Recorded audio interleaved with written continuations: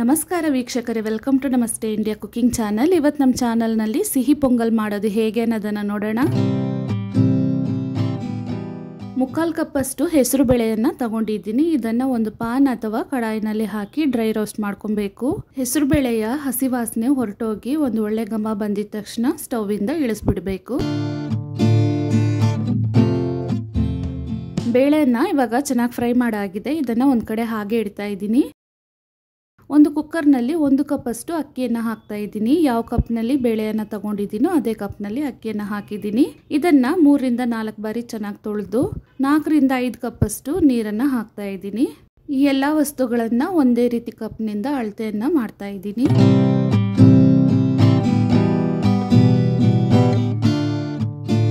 ನೀರನ್ನು ಹಾಕಿದ್ಮೇಲೆ ಅಕ್ಕಿ ಮತ್ತು ಬೇಳೆಯನ್ನು 15 ನಿಮಿಷದವರೆಗೂ ನೆನೆಸಿಡ್ತಾ ಇದ್ದೀನಿ. 15 ನಿಮಿಷ ಆದಮೇಲೆ 1-2 ಚಿಟಿಕೆಯಷ್ಟು ಉಪ್ಪನ್ನು ಹಾಕಿದ್ದೀನಿ. ಉಪ್ಪನ್ನು ಹಾಕಿದ್ಮೇಲೆ ಕುಕ್ಕರ್ನ ಮುಚ್ಚಳವನ್ನು ಹಾಕಿ ಇದನ್ನು 4 ರಿಂದ 5 ವಿಷಲ್ ಇಟ್ಟು ಚೆನ್ನಾಗಿ ಬೇಯಿಸ್ಕೊಬೇಕು. ಕುಕ್ಕರ್ನ ವಿಷಲ್ ತಣ್ಣಕ್ಕಾಗಷ್ಟರೊಳಗೆ ಬೆಲ್ಲವನ್ನು ಕರಗಿಸ್ಕೊಳ್ತಾ ಇದ್ದೀನಿ. ಒಂದು ಪಾತ್ರೆಯಲ್ಲಿ 1/4 ಕಪ್ಪಷ್ಟು ಪುಡಿ ಮಾಡಿರುವ ಬೆಲ್ಲವನ್ನು ಹಾಕ್ತಾ ಇದ್ದೀನಿ. ಅದೇ ಕಪ್ನಿಂದ 1/4 ಕಪ್ಪಷ್ಟು ನೀರನ್ನು ಹಾಕ್ತಾ ಇದ್ದೀನಿ. 1 ಉಂಡೆ ಬೆಲ್ಲವನ್ನು ತಗೊಂಡಿದ್ದೀನಿ. ಅಂದಾಜಿಗೆ 250 ಗ್ರಾಮಿಂದ 300 ಗ್ರಾಮ್ ಅಷ್ಟಿರುತ್ತೆ. ಬೆಲ್ಲ ಕರಗೋವರೆಗೂ ನೀರನ್ನು ಚೆನ್ನಾಗಿ ಕುದಿಸ್ಕೊಬೇಕು.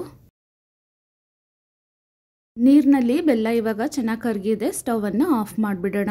ಇವಾಗ ಕುಕ್ಕರ್ನ ಮುಚ್ಚಳವನ್ನು ತೆಗಿತಾ ಇದ್ದೀನಿ. ಬೆಲ್ಲದ ನೀರನ್ನು ಹಾಕೋಕ್ಕಿಂತ ಮುಂಚೆ 2 ರಿಂದ 3 ನಿಮಿಷದವರೆಗೂ ಅನ್ನವನ್ನು ಸ್ವಲ್ಪ ಚೆನ್ನಾಗಿ ಬೇಯಿಸ್ಕೊಬೇಕು.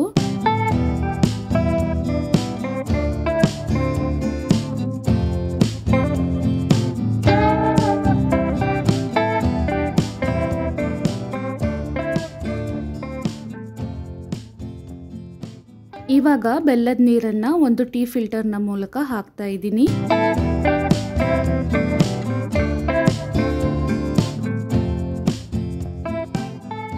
ಇದನ್ನು ಚೆನ್ನಾಗಿ ಮಿಕ್ಸ್ ಮಾಡಿಬಿಟ್ಟು 2 ನಿಮಿಷದವರೆಗೂ ಚೆನ್ನಾಗಿ ಕುದಿಯಕ್ಕೆ ಬಿಡಬೇಕು.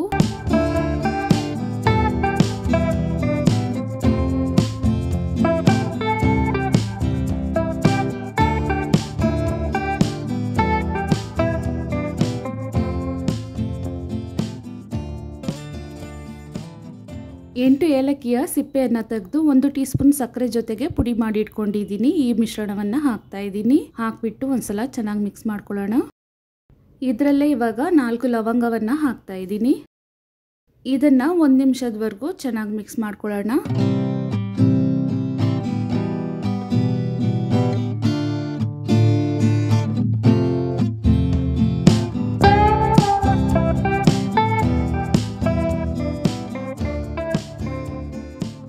ಒಂದು ನಿಮಿಷ ಆದಮೇಲೆ ಸ್ಟವನ್ನು ಆಫ್ ಮಾಡಿ ಕುಕ್ಕರನ್ನು ಕೆಳಗಿಳಿಸ್ತಾ ಇದ್ದೀನಿ. ಒಂದು ಪ್ಯಾನ್ ಅಥವಾ ಕಡಾಯಿನಲ್ಲಿ 125 ml ಅಷ್ಟು ತುಪ್ಪವನ್ನು ಹಾಕ್ತಾ ಇದ್ದೀನಿ. ತುಪ್ಪ ಸ್ವಲ್ಪ ಬಿಸಿ ಆದಮೇಲೆ ಮೊದಲಿಗೆ ಗೋಡಂಬಿಯನ್ನು ಹಾಕಿ ಸ್ವಲ್ಪ ಹುರ್ಕೊಳ್ತಾ ಇದ್ದೀನಿ. ಗೋಡಂಬಿ ಸ್ವಲ್ಪ ಫ್ರೈ ಆದಮೇಲೆ ಒಣ ದ್ರಾಕ್ಷಿಯನ್ನು ಹಾಕಿ ಹುರ್ಕೊಳ್ತಾ ಇದ್ದೀನಿ.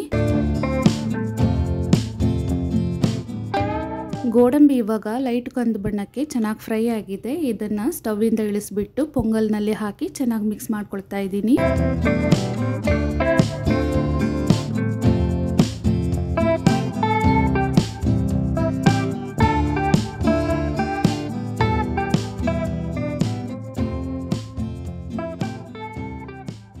ತುಂಬಾನೇ ರುಚಿಯಾದ ಸಿಹಿ ಪೊಂಗಲ್ ಇವಾಗ ತಯಾರಾಗಿದೆ. ವೀಕ್ಷಕರೇ, ಈ ರೆಸಿಪಿ ನಿಮಗೆ ಇಷ್ಟ ಆಗಿದ್ದರೆ ನಮ್ಮ ಚಾನಲನ್ನು ಲೈಕ್ ಮಾಡಿ, ಸಬ್ಸ್ಕ್ರೈಬ್ ಮಾಡೋದನ್ನು ಮರೆಯಬೇಡಿ. ಧನ್ಯವಾದಗಳು.